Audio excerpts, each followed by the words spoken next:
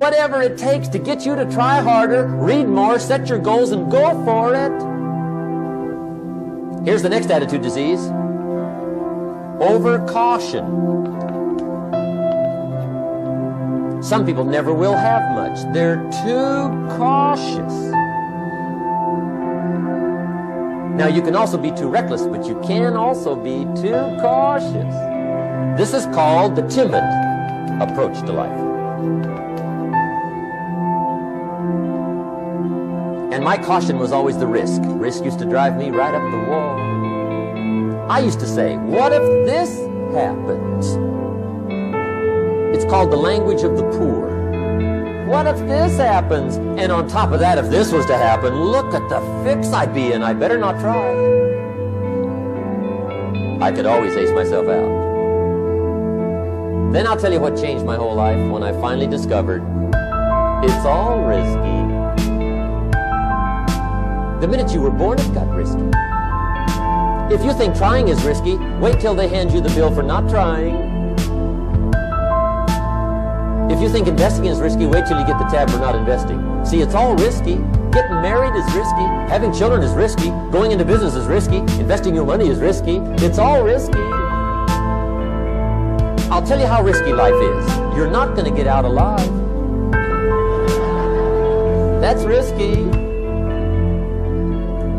The Englishman says, well, if that's the way it's going to work out, let's give it a go. Right, that's what it's for. Give it a go. Somebody says, yeah, but I'm looking for safety and security. Fine, then huddle in a corner. We'll cover you with a sheet, bring you 3 meals a day. And we'll protect you, feed you, look after you, care for you. We won't let anything happen to you. And you'll probably live to be 100. The guy said, well, yeah, I'd live to be 100. But what a way to live. Right. What a way to live, safe and secure. Don't ask for security. Ask for adventure. Better to live 30 years full of adventure than 100 years safe in the corner. And see, it's not important how long you live. What's important is how you live. Here's the next attitude disease. We're almost through with this motley list. In fact, we're almost through. Hang on. The next one is pessimism. Pessimism, the deadly disease of always looking on the bad side, the problem side, the difficult side, checking all the reasons why it can't be done. The poor pessimist leads an ugly life. He doesn't try to figure out what's right. He tries to figure out what's wrong. He doesn't look for virtue. He looks for faults. And when he finds them, he's delighted. How ugly. This is the poor guy who looks through the window, doesn't see the sunset. He sees the specks on the window.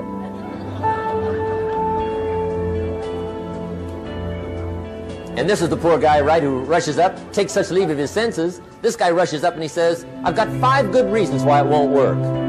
He's so dumb, he doesn't know. All he needs 1. He's got 5.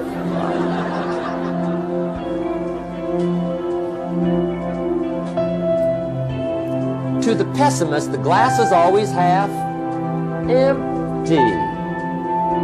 To the optimist, the glass is half full. Why would the same measure affect people 2 different ways? Answer, it all depends on how you look at it. Our lives are mostly affected by the way we think things are, not the way they are. The way we think they are affects us most.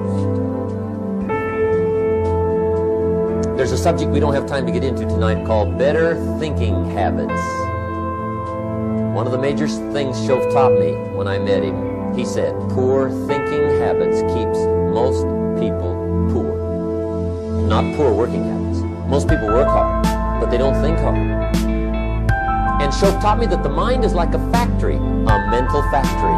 And whatever you think about all day long pours ingredients into this mental factory. And that's what builds the economic, social, financial fabric of your life.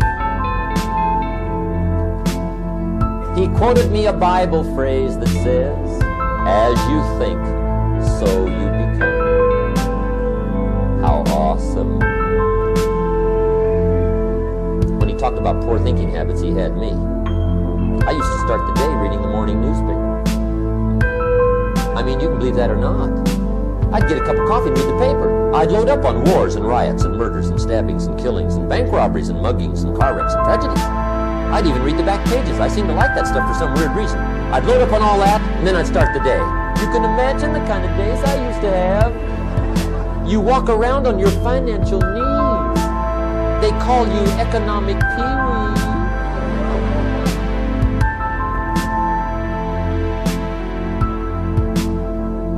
The guy says, I want to be a great leader. Wonderful. The first thing we do is follow him to his house. When we get there, we walk in and check his library, number one. Somebody says, well, why check his library? The reason is because what a man reads pours massive ingredients into his mental factory, and the fabric of his life is built from those ingredients. You would not believe what some people have got in their house to read. You would not believe. One of the best dressed up words I know for a lot of it is trash. Can you imagine dumping a barrel of trash into this mental factory every day and coming out with a rich, dynamic, positive life? It can't be done. You might as well try making a cake with cement. The kids back in Danbury, Connecticut, high school, they're asking me questions one day. I'm talking to the kids. Kids got good questions these days. One of them said to me, Mr. ROHN, how do you build the good life? I said, it's simple. It's not easy, but it's simple. Here's how you build anything. Select the right ingredients, keep out the wrong ingredients, and it starts with thought. Everything starts with thought. So you must be wise and careful what you think about, because that starts everything. You got to be wise and careful. I asked the kids, what would happen if somebody dropped sugar in my coffee? They said, well, you'd be okay. I said, what if somebody dropped strychnine in my coffee? They said, well, you'd be dead. I said, correct. Lesson 1. Life is both sugar and strychnine. You gotta be careful. I said, what if my worst enemy drops in the sugar? They said, will you be okay? I said, what if my best friend, even by accident, drops in the strychnine? They said, well, you'd be dead. I said, correct. Lesson 2. Watch your coffee.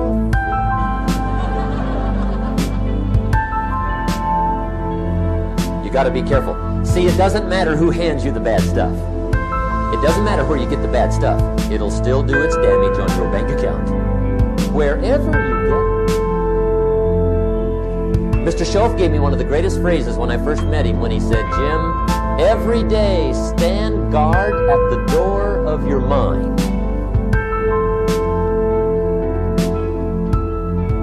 How important. Stand guard at the door of your mind. And you decide what goes into your mental factory. Don't let anybody just dump anything they want to in your mental factory, because you've got to live with the results. Okay, here's the last disease, and we're through with this list. In fact, we're almost through. Hang on.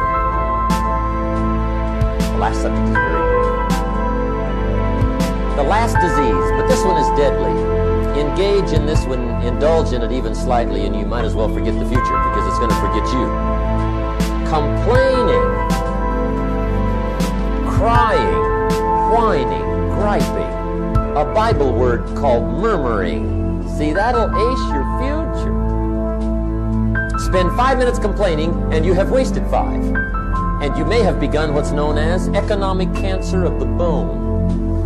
Surely they will soon haul you off into a financial desert and there let you choke on the dust of your own regret. I hope I said that well, so you won't forget. It's a deadly disease. If you don't think it's bad, Ask the children of Israel of Old Testament fame. Typical of us all, their story just happened to get in the book. Story says, children of Israel were slaves. God performed a series of dazzling miracles and got them out. And now they're heading for the promised land. Remember the story? Heading for the promised land. Tragedy of the story, they never got there. Reason. From day one, they started to complain. They griped about the water. They griped about the weather. They whined and cried and griped about the food. They griped about the leadership. They whined and cried because it was too far, too cold, too hot, too difficult, too miserable. I mean, they whined and cried for years. Finally, God said, I've had it, trip canceled. Or something like that. The story says they died in the desert, never got to the promised land. Which I think means two things. Indulge in this long enough, you get your future canceled. And I guess it also means even God himself can only take so much.